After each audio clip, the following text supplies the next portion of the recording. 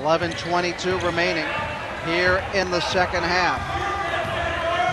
John Carroll trying to cut into that 8-point lead. Hubbard underneath. Once, twice. It's good. Another and one opportunity for Hubbard as he goes up strong one more time. Almost actually kind of lost his balance there. Didn't really think the pass was going to go to him, but he's able to regain it under the basket, go up strong, got the 2 points, and now a chance for 3. Hubbard with 15 points and 10 rebounds, a double-double for him. He has scored 17 of 18 games in double figures. Misses the free throw. That breaks a string of 6 in a row for Hubbard in the game. We're down to 11 minutes in regulation. It's a 6-point Heidelberg lead. Mackey against Angers. Mackey at 5'7", Angers at 5'5". Battle of the little men there. Davis turnaround jumper from the free throw line, doesn't go. Gets the offensive rebound. Oh my! He just posterized Kenny Jans. What a big time play once again by Davis. Who else? Drove the lane, had a shot that he usually does hit, but he's able to chase after his rebound. That is something he does so well. Follow your shots is the name of basketball in a lot of ways, and he does it there. Gets himself a second opportunity and slams it home. Jans gets the put back in. Gotta like that answer by John Carroll. Obviously a lot of momentum now back in Heidelberg's favor. They just stay focused and play their game. Still a 6-point lead for Heidelberg. John Carroll has been climbing a big hill this evening. That time they tried to go showtime, and that one goes awry. Jans misses. Here comes Heidelberg out of the pack. Holder misses the easy bunny.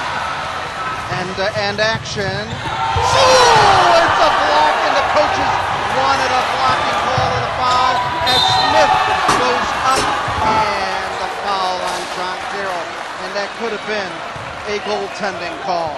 An insane kind of exchange there this last minute or so. Both teams just kind of going back and forth down their side real quick on fast breaks, and for Heidelberg, they miss a shot, but on the other end, get a block call. That could have maybe gone either way. And then we see at the other end down here, John Carroll trying to do the same thing, gets a foul call. Just an absolutely very, very fast-paced exchange, and that is what happens in OAC games all year long. Well, 9:38 remaining here in the second half of action. Heidelberg still with a 6-point lead, and boy, Nate Davis has been a human highlight film in this game.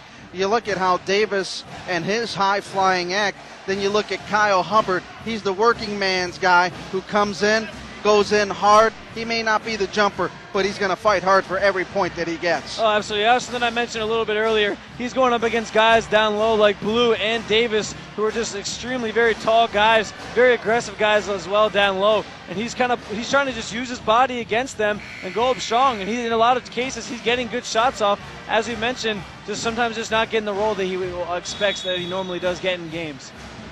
Well, John Carroll still down by 6. A 91% free throw shooter out of Lakewood St. Ed's, averaging 6 points a game. Gets his first important point to the game tonight. And Angers is certainly a spark plug for this team. His defensive game is absolutely incredible. He plays tough. You know, for his height, you would think he's not a basketball player, but he just shows year in and year out why he's so aggressive and so successful out there on the floor. Well, I saw him play over at St. Ed's, covering them over the years, and he will give it your all. This is a kid that had to play behind Corey Shantz as the steal by Hendrickson. Going in with the layup and the lead for John Carroll. Blue Streaks with their first lead since early on in this game, and they have certainly fought back in this one, been resilient throughout. Big time play by Hendrickson, and the Blue Streaks trying to hold on now. Only the third lead change of the ball game, and John Carroll gets it at the 2-minute mark of the second half.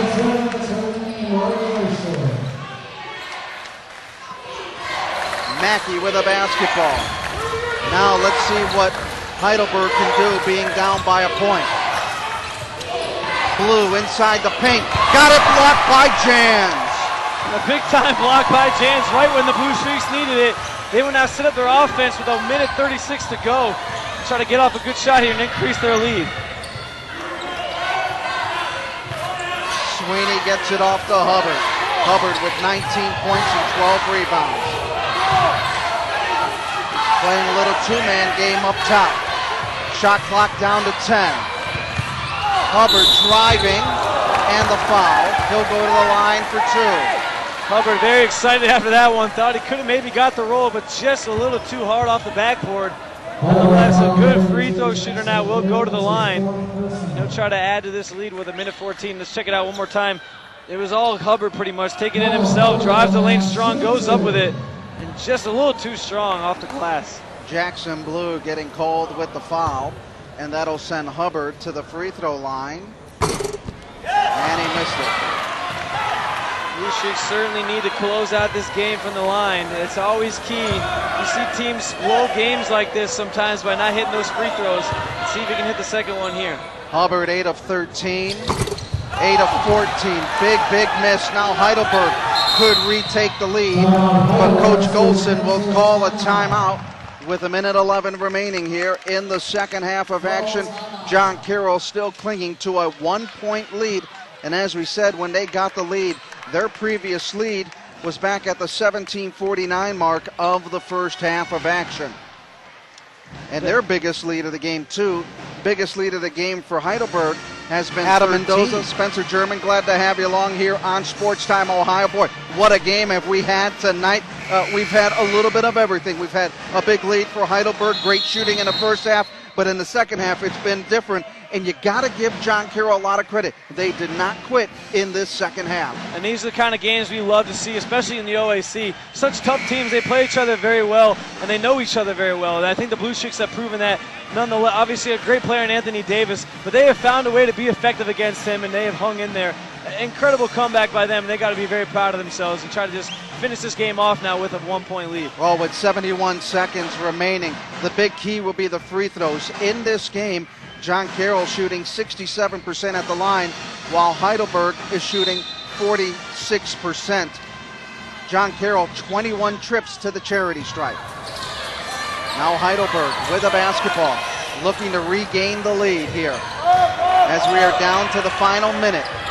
Davis outside, shot no good. Davis rebound and gets the lead back. Davis has been doing that all game, getting offensive rebounds and getting a second shot. On the other end of things, Joe Smith, who was hot in the first half, has not been able to hit threes in this second half of play. 22 points for Davis, and Davis will get called with the hold. So now Jans will go to the line. Big opportunity here for the Blue Streaks to tie it one more time with 45 seconds to go. And the Blue Streaks playing some tight defense now. As I said, Smith certainly has not been in rhythm since that first half. And his woes, the three-point woes, have kind of swung back onto Heidelberg here in the second half of play. Davis with 4 fouls and a very ugly free throw by Jans. And they could have used it. Jans, a 50% free throw shooter, averaging 8.8 points a game, has 8 in the contest right now, and misses a big one. Big offensive rebound by Regan Sweeney. Sweeney comes up big. We're down to 38 seconds. 10-second differential in the shot clock. Jans with a basketball. Heidelberg up by a point. Three-pointer, got it! What a big time play by Hendrickson. Wow. Hendrickson with 14, 4 of them from three-point range, and that gives John Carroll a 2-point lead with 23.7 seconds remaining.